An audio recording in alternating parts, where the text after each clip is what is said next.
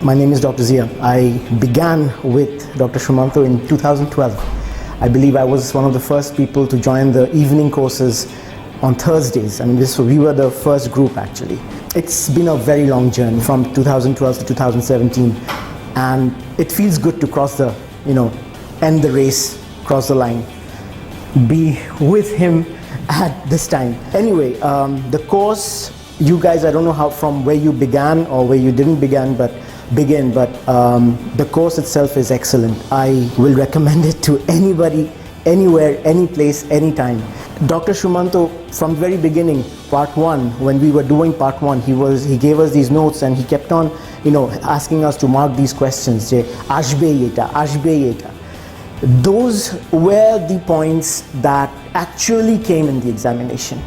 I mean, to go through a textbook like Davidson's or Kumar and Clark, it's good that you do so. It's definitely better. But then these points, when you don't have time, or when you're closing, when you're very close to the examination, you don't have time to study from the very big books. And this is when those pointers come in handy. I remember even in my part two, I had written down these small points that he'd given in the class. Like one point that I do remember was sclerodermal renal crisis. The first drug of choice is an AC inhibitor. And this is the exact question that came in my examination. And when I was marking it, his face was like right in front of me. I told you so, I told you so. Okay, anyway, his pointers are the things that you need to go through. As for the PACES examination, before I began this thing with Dr. Shumanto here, I went with Dr. what's his name, Mohd, and I was lost over there because everybody was doing everything together, and I felt depressed after that because I didn't know what to do. Nobody was teaching me what to do and what not to do. Then I talked to him, I joined here again, and the best thing about the PACES courses is hands-on. He takes your hands and he actually tells you do this, A to Z, whatever you need to do.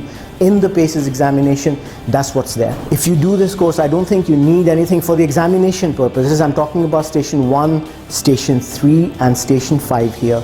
You don't need anything else.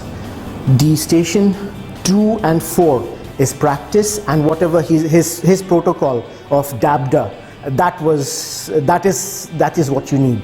And for the history taking, again, follow the system. If you follow the system, it will come to you. The diagnosis will come to you. Let me just begin by saying that marks doesn't matter. My colleague was saying he got 20 out of 20, he got this and that, but at the end of the day, marks does not matter at all. What matters is how systematic you are. First thing, this examination is keeping your head cool. That is the only examination, because by the time you are prepared for this examination, you've seen 100 patients with liver hepatomegaly. You've seen couple of hundred of patients with splenomegaly. You know what the diagnosis is. But when you go in front of the examiners, what is your diagnosis, what is your investigation, and what is your management?